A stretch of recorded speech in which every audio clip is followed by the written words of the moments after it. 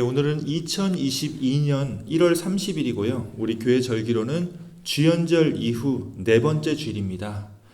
여러분들 반갑습니다. 오늘 이 자리에 또 참석하셔서 이 예배 참여하시는 모든 분들 진심으로 환영하고 또한 축복의 말씀을 드립니다. 오늘 예배는 특별히 외로움이라는 주제로 우리가 함께 나누고자 합니다. 사실 아무리 겉으로는 밝아 보여도 누구나 이 외로움을 느끼는 순간들이 있죠. 오늘 예배는 이럴 때 우리 그리스도인들이 이 외로움을 어떻게 극복할 수 있느냐 하는 걸 함께 나눠보는 시간을 가질 텐데요. 최근에 제가 이런 글을 본 적이 있습니다. 외로움은 다른 사람들의 이야기를 듣는 것만으로는 치유될 수 없다. 자, 다른 사람하고 만나가지고 그 사람의 조언을 잔뜩 듣는다고 해서 내 외로움이 해결되지 않는다는 겁니다. 아무리 그 사람이 권위 있고 훌륭한 사람이라 할지라도 그 사람의 말을 듣는 것만으로는 내 마음속에 있는 이 외로움이 온전히 해결되지는 않는다는 거죠. 자, 그럼 어떻게 내 외로운 마음이 해결될 수 있을까요? 여러분들 이 뒤에 나오는 이야기를 짐작하실 수 있겠습니까? 내가 누군가의 이야기를 듣는 것만으로는 부족하고요. 오직 내가 말할 때, 그래서 다른 누군가가 나의 말을 들어줄 때 내 외로움이 해결될 수 있다는 겁니다. 혹시라도 이 자리에 외롭고 지친 마음으로 이 예배에 참여하시는 분이 계십니까? 그렇다면 오늘 이 시간 참 잘 오셨습니다. 물론 이 예배의 형식상 여러분이 뭔가를 말하고 누군가가 여러분의 말을 듣는 그런 기회가 없어 보일 수도 있습니다. 하지만 여러분의 기도와 고백을 늘 귀담아 들어주시는 우리 하나님께서 이 예배와 함께 하시기에 우리가 느끼는 이 외로움과 서러움은 모두 다 해결될 수 있음을 믿습니다. 오늘 이 시간 우리의 마음 문을 열고 우리 믿음의 지체들과 함께 기쁘고 또 즐거운 예배를 통해서 우리의 모든 아픔과 괴로움이 해결되고 오직 주님께 영광 돌리는 그런 귀한 은혜의 시간이 다 되시기를 주님의 이름으로 축원합니다. 아멘. 자, 이제 우리 함께 머리 숙여서 이 예배를 위해 또 예배를 드리는 우리의 심령을 위해 우리의 마음 문을 주님께로 활짝 열게 해달라고 함께 기도하며 이 예배를 시작하겠습니다. 하나님 감사합니다. 우리 자리에서 예배해 주시고 주님의 주대에 응답하여 이곳에 나와 함께 예배를 드리게 하시니 감사드립니다. 저희가 기도하고 말씀하고 또 저희는 또 찬양할 때 저희의 외로운 마음, 서러운 마음, 억울한 마음 다 주님께서 해결해 주시고 온전히 저희의 마음을 주님께 맞추는 저희가 전도하시옵소서.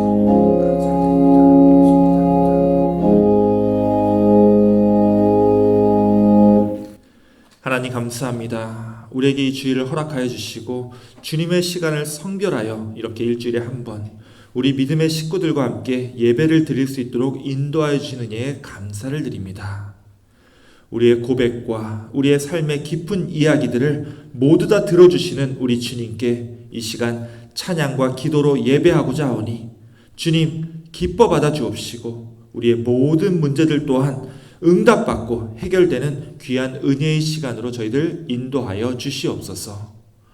오늘 예배의 시작과 끝을 온전히 주님께 맡기오며 우리 구주 예수 그리스도의 이름으로 기도하옵나이다. 아멘. 이 시간 우리 다 함께 찬송가 25장 면류관 벗어서 찬양하겠습니다.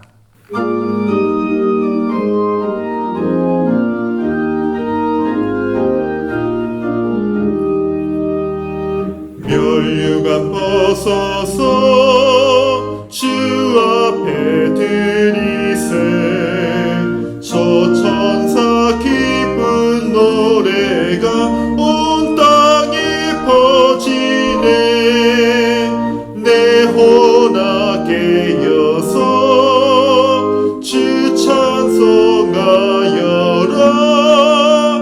온 백성 죄를 속하신 만왕의 왕이세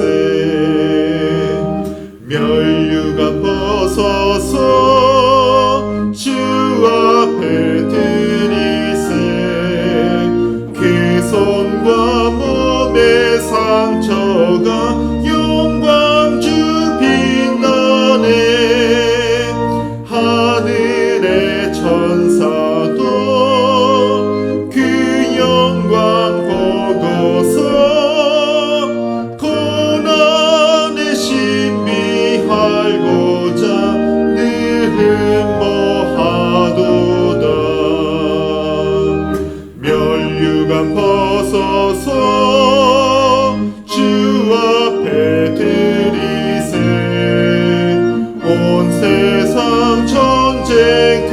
그치고 참 평화 오겠네.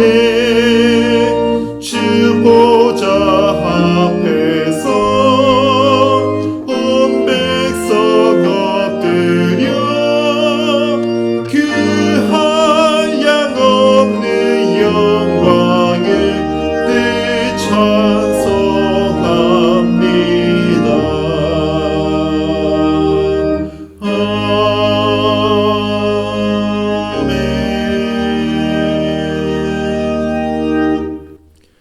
우리 함께 교독문 57번 시편 130편 교독문을 함께 교독하시겠습니다.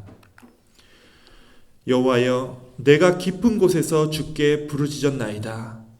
주여, 내 소리를 들으시며 나의 부르짖는 소리에 귀를 기울이소서. 여호와여, 주께서 죄악을 지켜보실진대 주여, 누가 서리이까? 그러나 사유하심이 주께 있음은 주를 경외하게 하심이니이다. 나 곧 내 영혼은 여호와를 기다리며 나는 주의 말씀을 바라는도다. 파수꾼이 아침을 기다림보다 내 영혼이 주를 더 기다리나니 참으로 파수꾼이 아침을 기다림보다 더하도다. 이스라엘아, 여호와를 바랄지어다. 여호와께서는 인자하심과 풍성한 속량이 있음이라. 다 같이 읽겠습니다. 그가 이스라엘을 그의 모든 죄악에서 속량하시리로다. 아멘. 우리 함께 사도신경으로 신앙 고백 드리겠습니다. 전능하사 천지를 만드신 하나님 아버지를 내가 믿사오며 그 외아들 우리 주 예수 그리스도를 믿사오니 이는 성령으로 잉태하사 동정녀 마리아에게 나시고 본디오 빌라도에게 고난을 받으사 십자가에 못 박혀 죽으시고 장사한 지 사흘 만에 죽은 자 가운데서 다시 살아나시며 하늘에 오르사 전능하신 하나님 우편에 앉아 계시다가 저리로서 산 자와 죽은 자를 심판하러 오시리라. 성령을 믿사오며 거룩한 공예와 성도가 서로 교통하는 것과 죄를 사하여 주시는 것과 몸이 다시 사는 것과 영원히 사는 것을 믿사옵나이다. 아멘. 이 시간은 우리 함께 기도하는 시간입니다. 우리 다 같이 기도할 때 우리 김희수 권사님께서 우리의 기도를 인도해 주시겠습니다.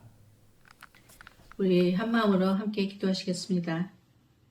사랑의 하나님 아버지 은혜 감사드립니다. 이 아침 주님 전에 나와 예배를 드리게 하여 주심도 감사합니다. 오늘은 새해를 맞이한 후 첫 달의 마지막 주일을 드립니다.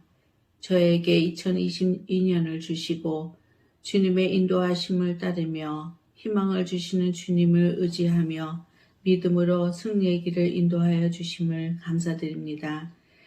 지난 한 주간도 각자의 삶 속에서 여러 가지 모양으로 살다가 이 자리에 나왔습니다. 예수님이 우리의 그리스도시며 성자로 오시어 우리의 죄를 대속하셔서 하나님 아버지를 아바 아버지로 부를 수 있는 특권도 주심에 감사드립니다. 복잡하고 혼돈한 세상에서 주님이 주신 믿음과 지혜로 잘 헤쳐나가 주님이 주신 사명 잘 감당하게 하시어 주님의 자녀로 세상의 빛과 소금이 되게 하옵소서. 이곳에 가나안 공동체를 세워주셔서 서로 함께 믿음으로 지키게 하여 주시고 만남의 기쁨을 주시며 서로에게 용기를 주신 우리 모두를 축복하여 주심에 감사드립니다. 저희가 수요에는 성경 공부로 말씀을 배우고 깨닫고 주님의 기쁜 뜻을 알아가고 있습니다.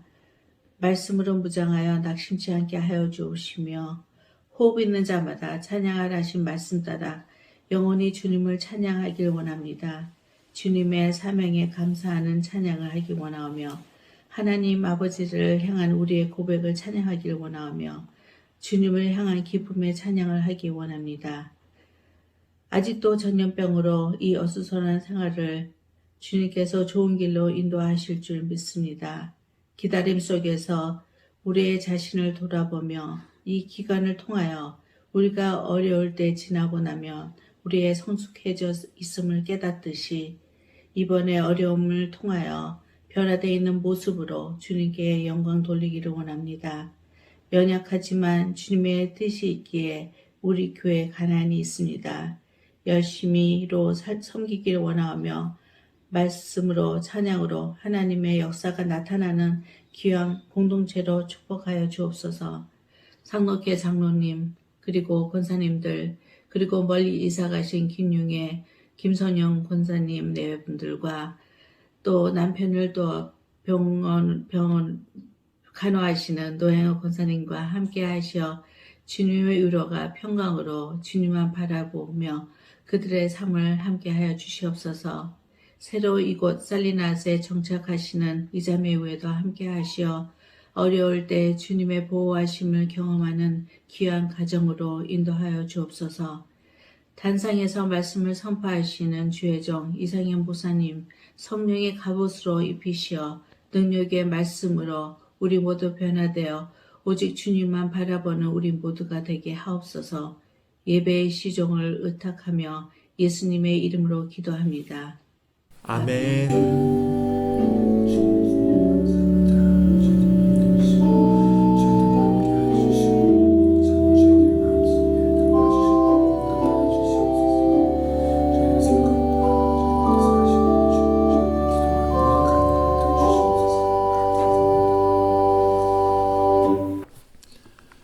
예, 권사님 기도 감사합니다. 우리 권사님께서 기원하신 모든 기도와 간구가 다 능히 이루어지기를 함께 간구하고 또 소망합니다.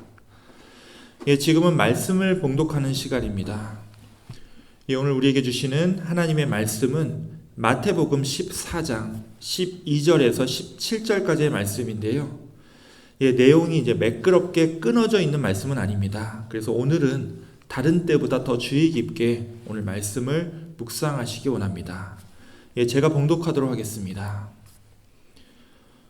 요한의 제자들이 와서 시체를 가져다가 장사하고 가서 예수께 아뢰니라.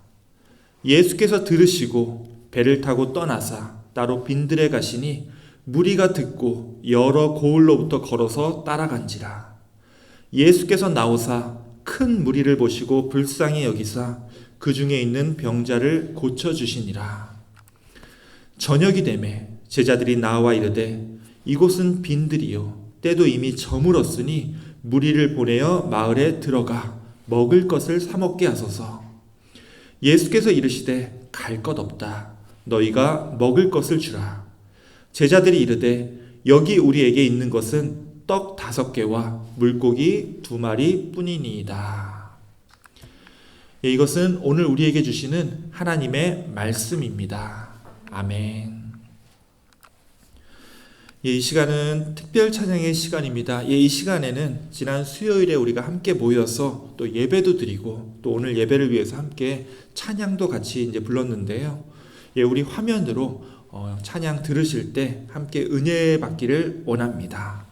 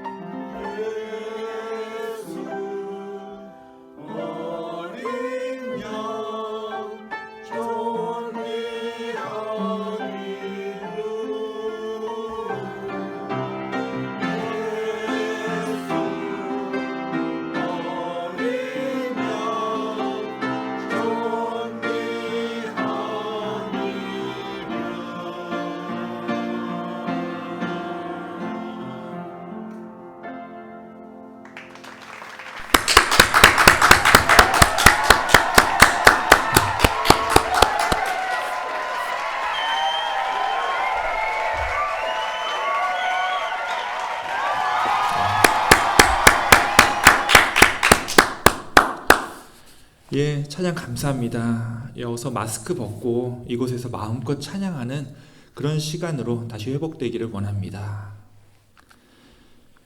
예, 이 시간은 말씀을 나누는 시간입니다. 우리 먼저 오늘 말씀 전에 함께 기도하겠습니다.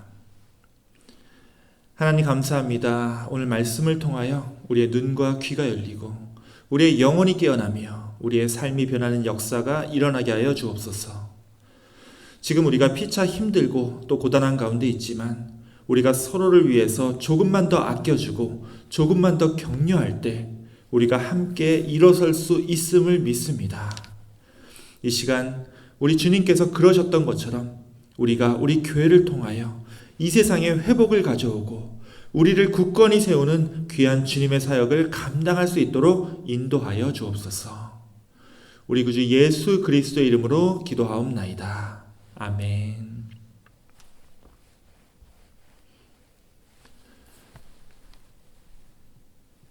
예, 우리는 그리스도인들입니다. 그리스도인들이라고 하는 사람들은 예수님을 메시아, 즉 그리스도이자 하나님의 아들로 고백하는 사람들이죠.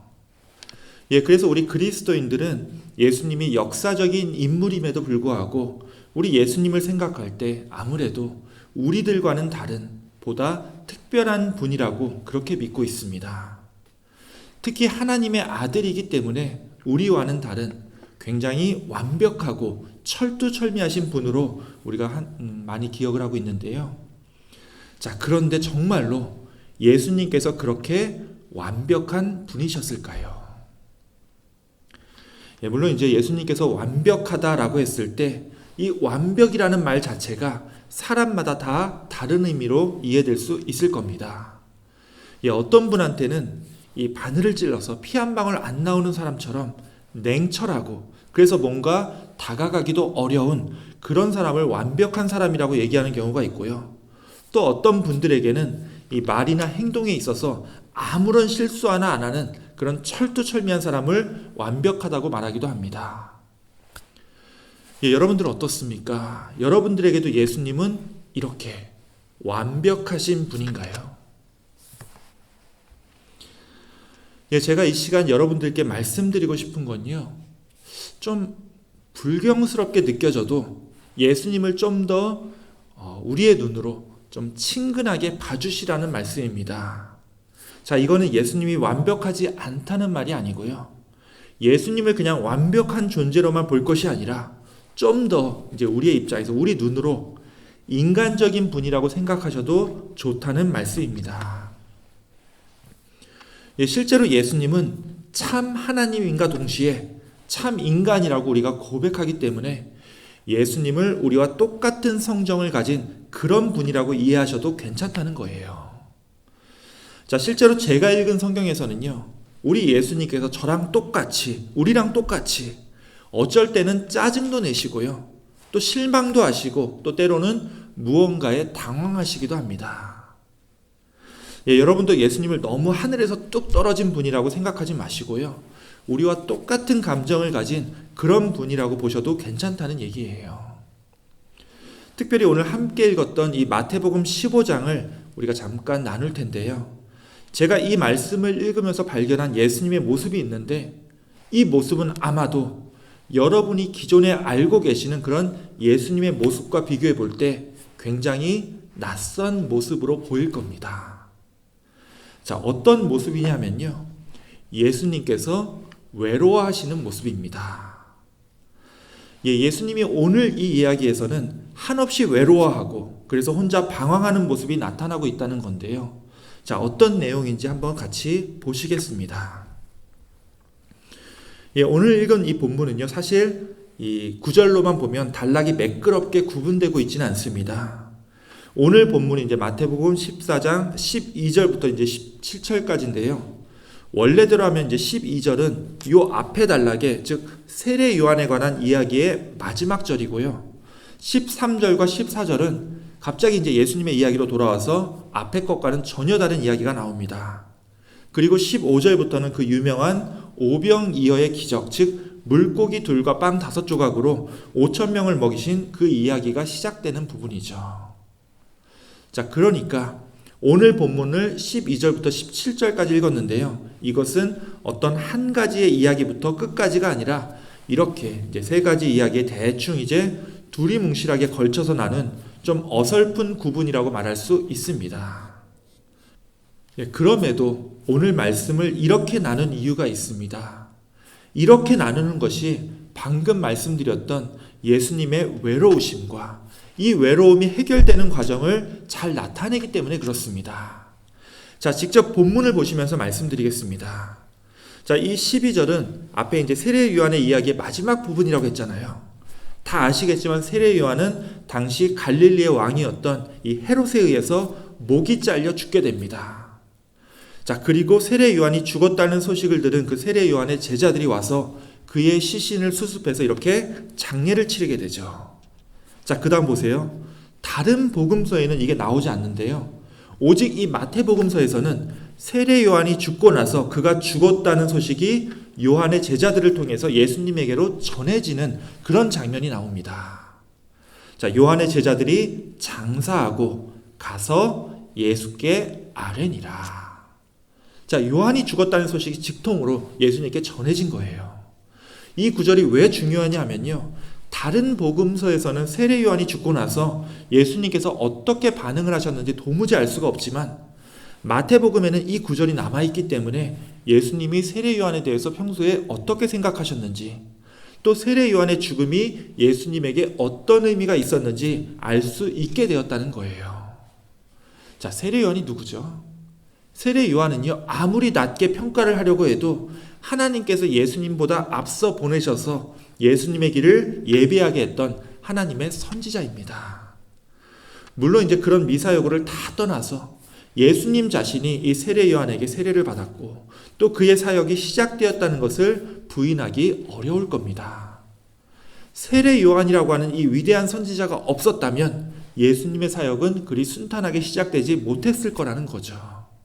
자, 그래서 예수님 자신도 세례 요한에 대해서 존경의 뜻을 담아서 이 누가복음에 보면은 여자가 낳은 사람 중에 세례 요한보다 더 큰 사람이 없다고까지 얘기를 합니다.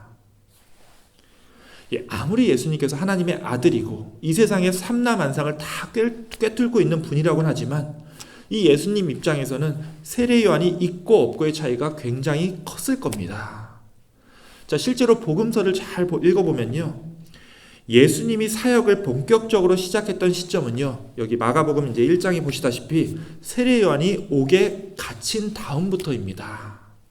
즉 세례 요한이 더 이상 유대 백성들을 만나고 그들에게 가르침을 주지 못하게 되었을 때 예수님께서 그 사역을 이어받았다라는 거죠.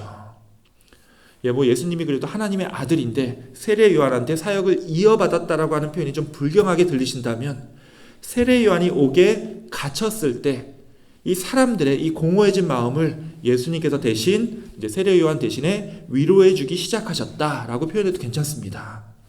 어떻게 표현하든 이 시간 순서를 따지면요. 세례 요한이 옥에 갇혔고 그리고 나서 예수님께서 본격적으로 그 사역을 시작했다라고 말할 수 있다라는 겁니다.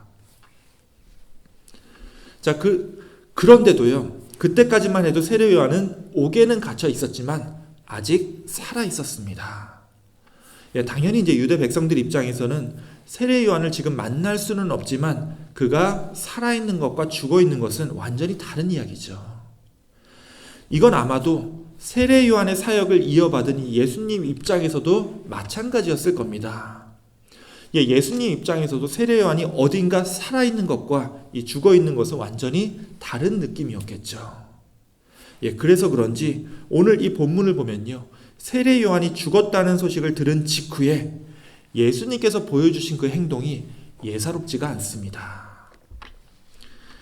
자, 세례 요한의 제자들이 요한이 죽은 소식을 이제 예수님께 아뢰니라. 그러자 예수님은 그 소식을 들으시고, 자, 잘 보세요. 배를 타고 따로 빈들로 갑니다. 자, 지금 예수님께서 어떤 심정일지 이해가 가십니까? 당연히 세례 요한이 죽었다는 소식을 듣고 예수님께서 마음이 찢어지는 듯 했다. 이런 직설적인 표현은 성경에 나오고 있지는 않습니다. 다만 예수님께서는 그의 부고를 듣고 곁에 있던 사람들로부터 벗어나서 배를 타고 어디론가 떠나셨다는 거예요. 자, 어디로 갔나 보니까 따로 빈들에 가셨다는 겁니다. 자, 이거는 평소 때처럼 제자들을 우르르 몰고 다니면서 같이 움직였던 게 아니죠. 따로 빈들에 갔다라는 표현에서 알 수 있듯이 이때 예수님은 곁에 있는 제자들까지도 다 물리고 혼자 있고 싶어 하셨다는 겁니다. 자, 이게 어떤 마음인지 다들 이해가 가시죠? 예수님이 세례 요한에게 품었던 감정이 정확하게 무엇이었는지 딱 얘기하기는 좀 어렵습니다. 다만 이 구절을 보면서 우리가 엿볼 수 있는 예수님의 감정이 있습니다. 바로 예수님께서 이 순간만큼은 극도로 외로워하셨다는 거예요. 예수님 곁에는 제자들도 많았고 또 그 예수님께서 가시는 곳마다 그를 따르는 사람들도 많았을 텐데, 자, 예수님께서 왜 이렇게 외로워하셨을까요? 도대체 예수님한테 세례요한이 어떤 존재길래 이렇게 그의 죽음으로 슬퍼하고 또 외로워했던 걸까요? 사실 예수님의 전 생애를 보면요, 예수님을 처음부터 끝까지 제대로 이해한 사람이 한 명도 없었습니다. 예수님이 왜 이 땅에 오셨고 왜 십자가에서 돌아가셔야 했는지, 정말 예수님이 죽는 그 순간까지 옆에서 슬퍼해주고 안타까워해주는 사람은 있었지만 그 진짜 의미를 제대로 알고 있었던 사람은 사실 아무도 없었습니다. 예수님의 가족들이나 예수님과 오랜 기간 동안 동고동락했던 이 제자들마저도 예수님의 그 십자가의 진짜 의미를 제대로 아는 사람이 없었다는 거예요. 자, 그렇다면 예수님께서 왜 세례 요한을 여자가 낳은 자 중에 가장 큰 자라고 말했었는지 우리가 짐작할 수가 있는 거죠. 오직 세례 요한만이 예수님이 누군지 알고 계셨고 아마 그가 죽지 않았다면 왜 예수님께서 십자가에 오르셨어야 했는지 이 세례 요한만큼은 이해해 줄 수도 있었을 겁니다. 그렇기 때문에 예수님은 이 세례 요한의 죽음에 대해서 그렇게 슬퍼하고 외로워하셨다는 거죠. 자, 이 외로움이라는 게 그렇죠. 마치 나 혼자만 이 세상에 홀로 버림받은 것 같은 그런 마음이 듭니다. 꼭 그럴 때 드는 그 못된 마음이 있죠. 나 하나 없어진다고 해서 세상에 누가 알아주기라도 할까? 아마 우리가 인생을 살면서 가장 힘든 때가 이런 외로움을 느끼는 순간일 겁니다. 뭔가 내가 버림받은 느낌이 들기 때문에 그러는데요. 다른 사람에게 버림받고, 세상에 버림받고, 하나님께 버림받고, 그리고 내 자신 스스로로부터, 내 자신에게로부터 버림받은 그런 느낌이 듭니다. 자, 그런데 사실 이 외로움은요, 사람마다 정도의 차이가 있고 그 빈도의 차이가 있어서 그렇지 모든 사람들은 다 외롭습니다. 혼자여도 외롭고요, 옆에 누가 있어도 외롭습니다. 자, 그렇다면 우리 이 외로운 인간들이 이 외로움을 어떻게 이겨낼 수 있을까요? 자, 혼자서 이겨낼 수 있나요? 자, 아까 예배 시작할 때도 말씀드렸죠. 아닙니다. 절대로 불가능합니다. 혼자서는요, 물론 이제 혼자서 멍하니 있든 심각하게 뭔가를 고민하든 혼자 있는 시간은 당연히 필요합니다. 하지만 혼자서 이 외로움을 완전히 떨칠 수 있는 방법은 전혀 없죠. 이 외로움이라는 것 자체가 이 세상에 나 혼자 버려진 느낌이기 때문입니다.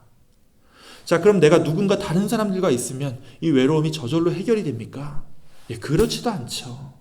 그렇게 해서 저절로 해결될 것 같으면 저쪽에 사람 많은 몰 같은 데 진작 갔겠죠.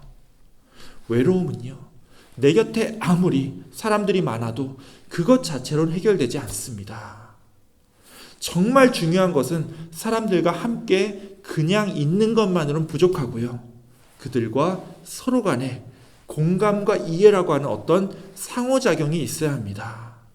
즉, 누군가와 교감을 나누고 서로의 마음을 이해하는 과정을 통해서 나의 이 외로움이라는 것이 사라지게 될 수 있다라는 거죠. 자, 예수님의 이야기로 돌아가자면요, 예수님께서 세례 요한이 죽었다는 소식을 듣고 사람들을 떠나서 혼자 있게 됩니다.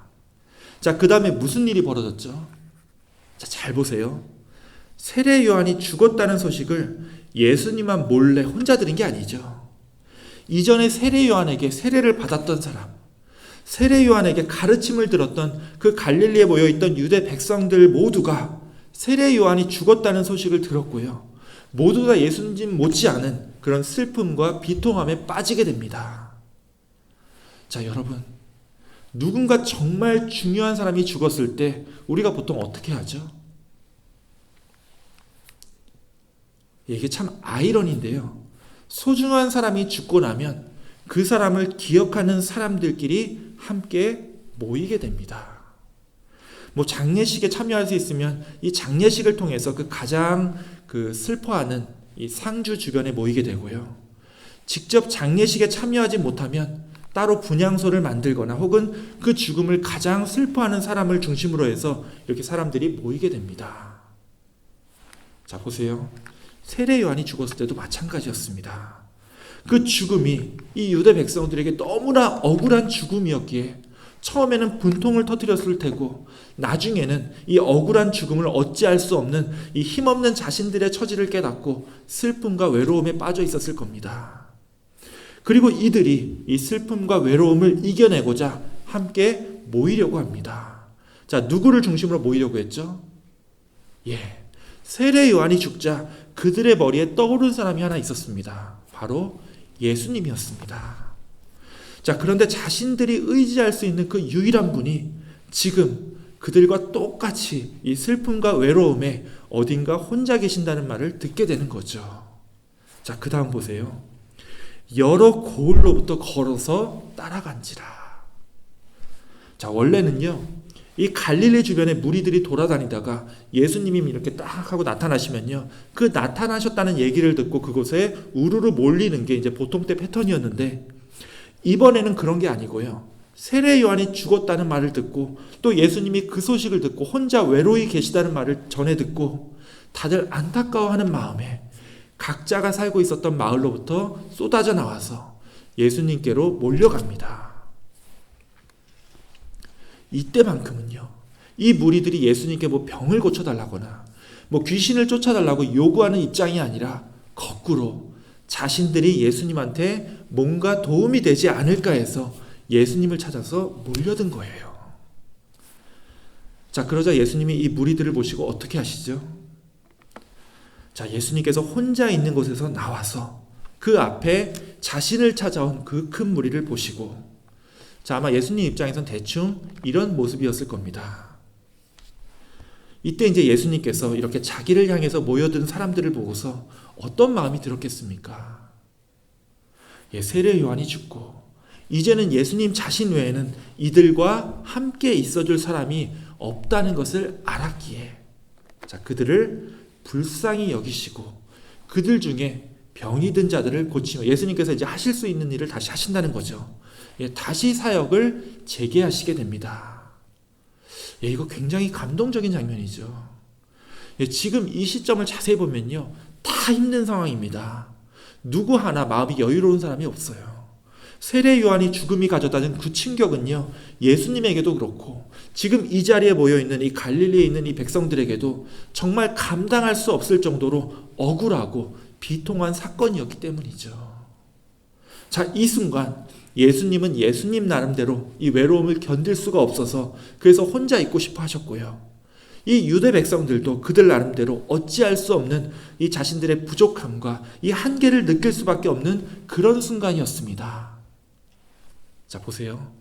그런데요, 오히려 이 서로의 결핍과 부족함, 외로움이 서로를 모이게 만들었습니다. 이들은 예수님을 중심으로 함께 모였고 서로 간에 위로와 격려를 나눌 수 있었다라는 거죠. 그 다음 이어지는 이야기는요, 아까도 말씀드렸듯이 오병이어의 기적입니다. 그저 예수님 하나 바라보고 손에 아무것도 준비해 오지 않은 그런 사람들이었기에 예수님은 그들을 불쌍히 여기시고 이 5개의 빵과 또 물고기 2마리로 이들을 배불리게 먹이셨다는 그런 이야기입니다. 자, 이 모인 사람들의 특징을 한번 잘 보세요. 각자 외로워서, 억울해서, 그리고 슬퍼서 함께 모였습니다. 자, 그리고 모이고 나자 서로 위로하고 격려하며 서로의 외로움과 슬픔과 부족함을 달래게 되죠. 자, 그리고 나서 이번에는 배가 고파지니까 함께 먹기 시작합니다. 이거 딱 우리 교회가 하는 일이죠. 뭐 다른 교회들은 모르겠지만 우리 한인교회는요, 서로 간의 외로움과 적적함을 달래고자 모입니다. 실제로 교회를 통해서 서로 간의 위로를 받게 됩니다.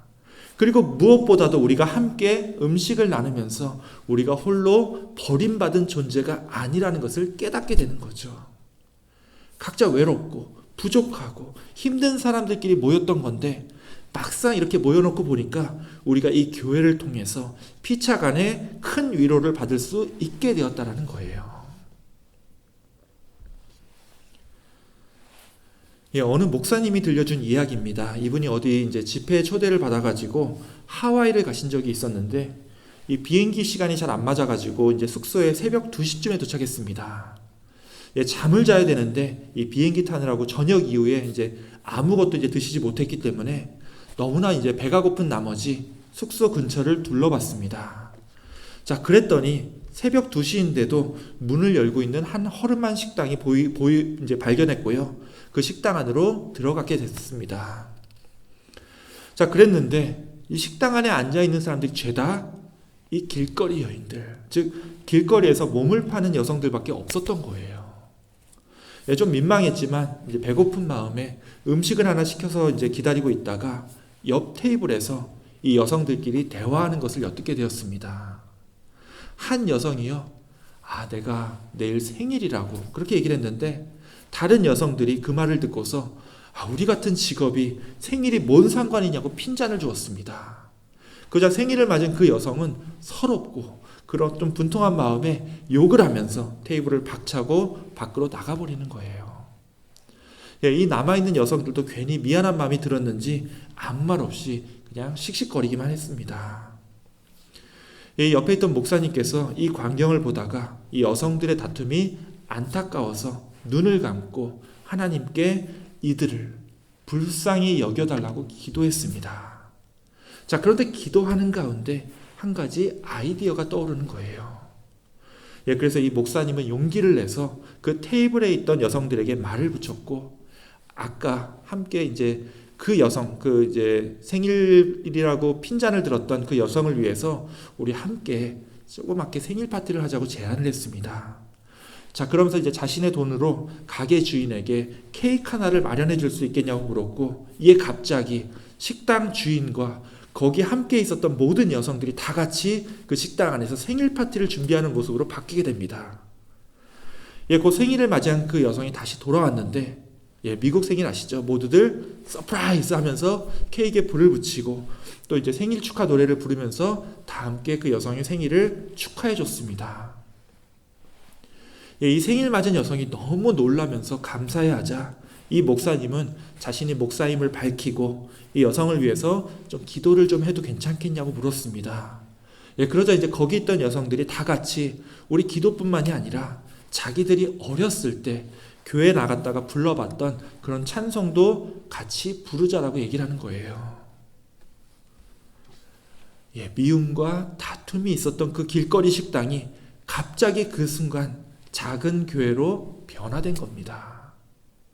억울하고 부족하고 이 결핍투성이인 사람들의 모임이 예수님께서 함께 하시는 교회로 변화되는 건요, 정말 아주 작은 한 가지 계기를 통해서 변화되게 되죠. 바로 서로를 불쌍히 여기고 서로의 외로움과 고통, 그 억울한 마음을 피차 이해하고 공감해 줄 때 그 관계는 미움과 부족함이 주가 되는 것이 아니라 서로 간의 사랑과 위로가 그 한가운데 자리 잡게 된다는 거예요. 이를 통해서 서로를 흉보고 미워하고 다투는 관계가 아니라 서로 아껴주고 섬기고 사랑하는 진정한 주님의 몸된 교회로 새롭게 세워질 수 있다라는 겁니다. 사랑하는 우리 가나안 교회 교우 여러분, 자, 이제 내일 모레면요, 우리는 또다시 이 낯선 타향에서 우리 고유의 명절인 설날을 맞이하게 됩니다. 혹시라도 외롭고 힘들고 고통 가운데 있는 분이 계시다면 오늘 이 말씀 꼭 기억하시고 이번 한 주 우리가 서로 섬기고 또 나누는 가운데 서로 간에 이해하는 가운데 우리의 부족하고 외로운 마음들이 오히려 우리 안에 또 우리의 마음과 우리의 관계 안에 예수님을 구주로 모시는 가운데 아름답고 작은 교회들로 채워나가는 그런 귀한 한 주가 다 되시기를 주님의 이름으로 축원합니다. 아멘. 기도하겠습니다. 하나님 감사합니다. 우리 한 사람 한 사람을 볼 때 참 부족하고 외롭고 또 힘든 인생들이지만 이 가나안 교회로 불러주시고 주님 안에서 서로 위로하고 서로의 부족함을 채워나가는 아름다운 공동체로 세워주심에 감사를 드립니다. 우리의 작은 삶 속에서 서로 간의 위로와 격려를 아끼지 않게 하여 주시고 우리 안에 주님의 아름다운 교회들로 채워나가는 귀한 사역을 늘 감당하며 살아가게 하여 주시옵소서.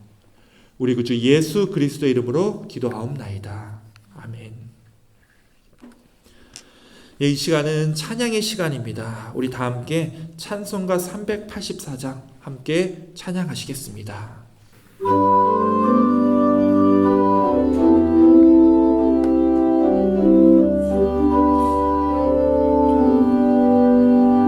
나의 갈 길 다가도록 예수 인도하시니 내 주 안에 있는 긍휼 어찌 의심하리요.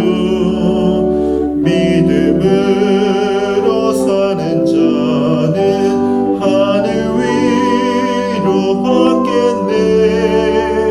무슨 일을 만나든지 만사형통하리라.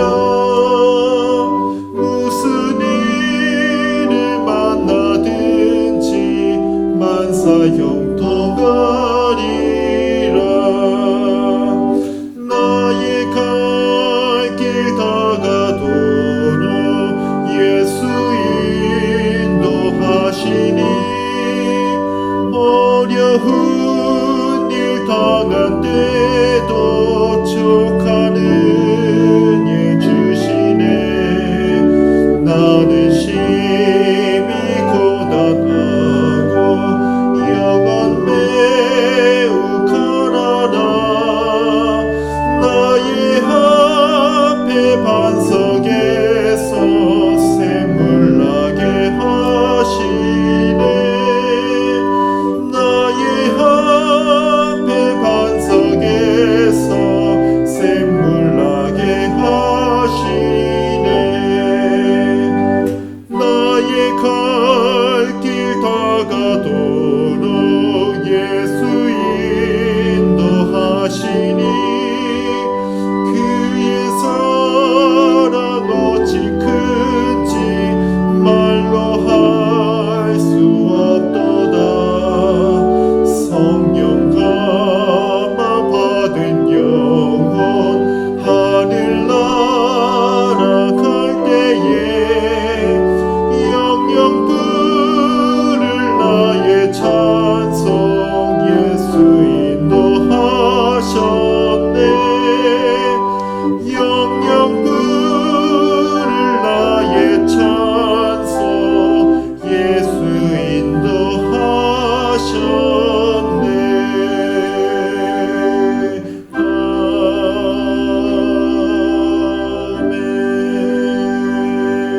아멘. 이 시간은 봉헌의 시간입니다. 우리 다 함께 찬송가 1장 찬양하겠습니다. 만복의 근원 하나님 온 백성 찬송 드리고 저천사여 찬송하세. 찬송 성부 성자 성령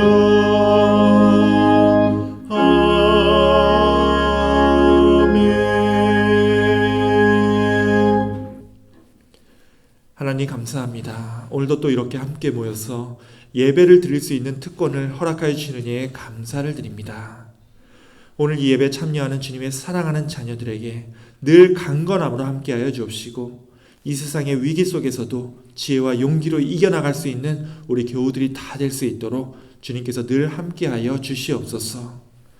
하나님, 우리 한 사람 한 사람 다 부족한 것이 많을 줄 압니다. 우리의 부족한 것들 다 주님께서 은혜로 또 사랑으로 채워주옵시고 우리가 서로 간의 부족한 것들을 채우며 서로 위로하고 서로 격려하는 주님의 몸된 교회가 다 되게 하여 주시옵소서. 또 이렇게 힘든 가운데도 11조로 또 감사헌금으로 또 여러 뜻하는 목적대로 주님께 봉헌하는 그 귀한 손길들을 주님께서 축복하여 주실 줄 믿습니다. 특별히 우리 교회의 사역과 비전 위에 함께하여 주시사 저희들 눈앞에 보이는 힘들고 지치는 삶의 짐들보다 더 크신 주님의 은총이 우리와 함께하고 있음을 깨닫게 하여 주옵시고 주님께서 뜻하시는 우리 교회의 소망을 향해서 온전히 나아갈 수 있도록 우리의 삶을 인도하여 주시옵소서.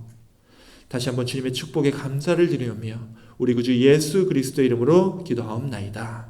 아멘. 이 시간은 교회 소식의 시간입니다. 먼저 이렇게 오늘도 이 예배에 참여하신 모든 분들 다시 한번 진심으로 환영하고 또한 감사와 축복의 말씀을 드립니다. 잠깐 코로나 바이러스 현황을 말씀드리면요. 이번 주도 꽤 좋지 않았습니다. 숫자로 봤을 때는 이제 지난주보다 더 많은 확진자가 나왔었는데요. 벌써 우리가 살고 있는 이곳 미국에서 한 번이라도 확진이 된 사람의 숫자가 7,400만 명을 넘어가고 있습니다. 우리 한반도에 남한 대한민국의 숫자보다 더 많은 숫자죠. 또 미국 인구가 이제 총 3억 3천만 명이 좀 안 되는 걸로 돼 있는데 그러면 전체 인구의 약 22%가 이 코로나 바이러스에 걸린 셈이 되었습니다. 그러니까 이제 5명 중에 1명 이상은 코로나 바이러스에 걸렸다고 말할 수 있는데요. 우리 몬트레이 카운티는 그래도 좀 낮습니다. 미국 전체가 22%라고 했는데 우리 몬트레이는 현재 15% 정도가 한 번 이상 감염된 경험을 가지고 있습니다. 그럼에도 참 이기적인 생각이긴 하지만 제가 우리 교회 목회자로서 참 감사하다고 생각하는 것은 우리 교회의 교인 중에서 누구도 이 코로나 바이러스의 확진이 안 되었다는 사실입니다. 다른 목사님들이랑 얘기를 하면은 이제 누구 가족이 걸렸느니 또 이번 달에는 또 누구 장례식이 있었다느니 하고 얘기를 하는데 우리 교회는 지난 2년 동안 아무도 심각하게 아프신 분이 없었고요. 심지어 제가 병원에 신방 간 것도 굉장히 오래됐습니다. 여러분들 너무나 감사드리고요. 지금은 여러분 한 사람 한 사람이 그냥 그 자리에서 건강하신 것만으로도 모두에게 은혜가 되는 시기니까요. 올 한 해도 꼭 건강으로 이 자리에 계셔 주시기 원합니다. 올해부터 이제 수요 예배는 매주 드리고 있습니다. 수요일 저녁 7시 반에 우리가 성경 공부 형식으로 예배를 드리니까요. 교육관으로 오셔서 함께 성경에 대해서 배우기 원합니다. 오늘은 이제 여러분 주보에 속지로 이번 주 수요일에 있을 마가복음 3장에 관한 질문이 있는데요. 성경 한번 읽어보시고 또 이 질문들 생각해 보시면서 수요일에 함께 나누는 시간을 갖도록 하겠습니다. 시간은 저녁 7시 반입니다. 그리고 이제 다음 달 임원 재직회의는 두 번째 주가 아니라 세 번째 주 수요일에 갖겠습니다. 그러니까 이제 이번 주 말고요. 그 다음 주에 2주 후에 우리 남성교회가 저쪽 포틀랜드에 계시는 우리 문순장 권사님 사시는 곳으로 이 대신방을 계획 중에 있습니다. 그래서 이번 해는 한 주 미뤄진 2월 16일에 하도록 하겠습니다. 그리고 이제 내일 모레는 우리 고유의 명절인 설날입니다. 올해가 이제 흑호랑이 해여서 이렇게 검은 호랑이가 등장하는 것 같은데요. 원래 지금 이제 팬데믹 리스크 때문에 친교를 당분간 안 하는 걸로 했었는데, 우리 여성교회에서 아무리 그래도 1년에 2번 있는 명절이 있는데 아무것도 안 하고 보내기에는 너무 좀 그런 것 같다고 하셔서 내일 예배 때는 친교를 준비해 주실 예정입니다. 혹시 이제 마스크를 벗는 게 부담스러우신 분들은 마스크 벗지 마시고 이제 음식을 투고해서 가져가셔도 괜찮으니까요. 우리 준비한 음식 함께 나누면서 이 이민 생활의 외로움을 잠시라도 달랠 수 있는 그런 은혜로운 시간이 되기를 원합니다. 그럼 모두 마지막으로 우리의 모든 걱정과 근심 다 하나님께 맡기시고요. 함께 찬송가 382장 찬양하고 우리 기도로 모든 예배를 마치겠습니다.